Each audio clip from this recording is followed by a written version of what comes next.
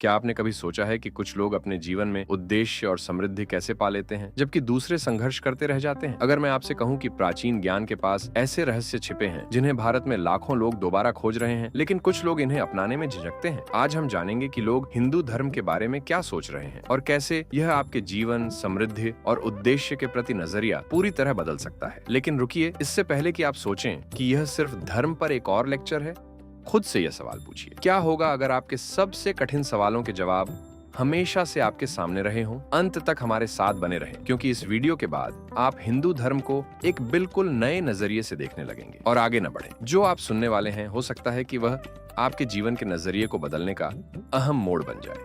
Point 1, Hindu धर्म सिर्फ एक धर्म नहीं है, यह जीवन जीने का तरीका है। आइए एक ऐसी सच्चाई से शुरुआत करते हैं जिसे लोग अक्सर नजरअंदाज कर देते हैं। हिंदू धर्म अंधविश्वास का नाम नहीं है, यह कर्म का धर्म है। यह आपसे पूछता है, आप अपने जीवन में अर्थ बनाने के लिए क्या कर रहे हैं? कर्म के सिद्धांत के बारे में सोचिए। अधिकतर लोग इसे किसी दैवीय सजा का सिस्टम समझते हैं, लेकिन ऐसा नहीं है। यह तो सिर्फ कारण और प्रभाव का नियम है। जो आप दुनिया को देते हैं, वही आपको वापस मिलता है। अगर आप ज्ञान, विकास और दयालुता में निवेश करेंगे, तो आपका जीवन भी इन्हीं चीजों को दर्शाएगा।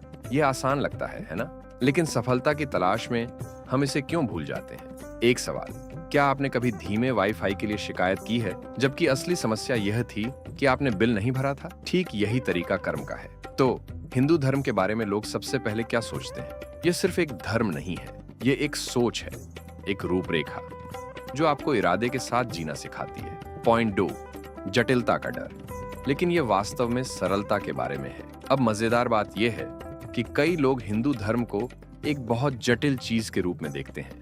देवताओं, अनुष्ठानों और दर्शन का एक जाल। उन्हें लगता है कि इसे समझना मुश्किल है, लेकिन सच्चाई यह है, हिंदू धर्म जीवन को सरल बनाने की बात करता है। इसके केंद्र में यह आपको अपने धर्म पर ध्यान केंद्रित करने के लिए कहता है। यानी आपका उद्देश्य और आपका धर्म कोई रहस्यमयी चीज नहीं है, यह आपके रोजमर्रा के जीवन में है। खुद से पूछें, मैं किस चीज में अच्छा हूं? मैं क्या योगदान दे सकता हूं? यही आपका धर्म है। अगर आप इसे नजरअंदाज करते हैं, तो आप फंसे हुए महसूस करेंगे। अगर आप इसे अपनाते हैं, तो आपको स्पष्टता और संतुष्टि मिलेगी। लेकिन अगर आपको अपना धर्म नहीं पता, हमारे साथ बने रहें, हम इस पर पहुंचेंगे। और हाँ, अगर आपका उद्देश्य नेटफ्लिक्स पर बिंज वॉच करना है, खैर, शायद कहीं कोई और बड़ा उद्देश्य आपका इंतजार कर रहा है। पॉइंट 3, समृद्धि के बारे में हिंदू धर्म। यह सिर्फ पैसे तक सीमित नहीं है। जब लोग समृद्धि के बारे में सोचते हैं, तो अक्सर वे इसे सिर्फ पैसे से जोड़ते हैं, लेकिन हिंदू धर्म एक बड़ा और अधिक साहसिक दृष्टिकोण प्रस्तुत करता है। सच्ची समृद्धि 4 लक्ष्यों का संतुलन है: धर्म, उद्देश्य, अर्थ, धन, काम, इच्छाएं और मोक्ष, मुक्ति।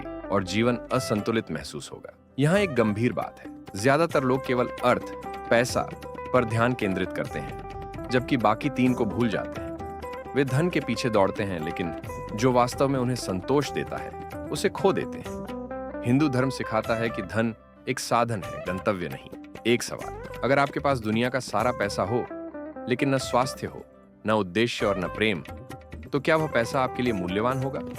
और यही रोमांचक बात है।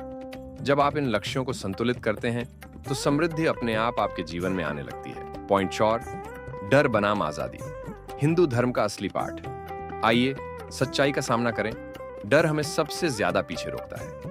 असफलता का डर, आलोचना का डर और अनजान चीजों का डर। हिंदू धर्म इन सब का डट कर सामना करता है। भगवत गीता का प्रसिद्ध पाठ लें, अपने डर का सामना करो, लेकिन अपना कर्तव्य निभाओ।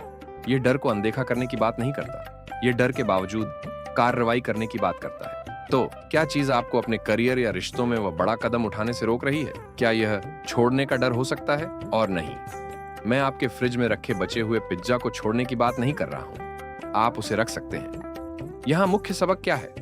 आजादी डर से बचने में नहीं, बल्कि उसे जीतने में है। अब तक शायद आप हिंदू धर्म को एक नए नजरिए से देख रहे होंगे। ये सिर्फ एक प्राचीन परंपरा नहीं है, ये उद्देश्य, सरलता और समृद्धि के साथ जीने का खाका है। चाहे वह कर्म को समझना हो, अपना धर्म खोजना हो या जीवन के लक्ष्यों को संतुलित करना हो, ये शिक्षाएं आज भी उतनी ही प्रासंगिक हैं। लेकिन बात यहाँ खत्म नहीं होती।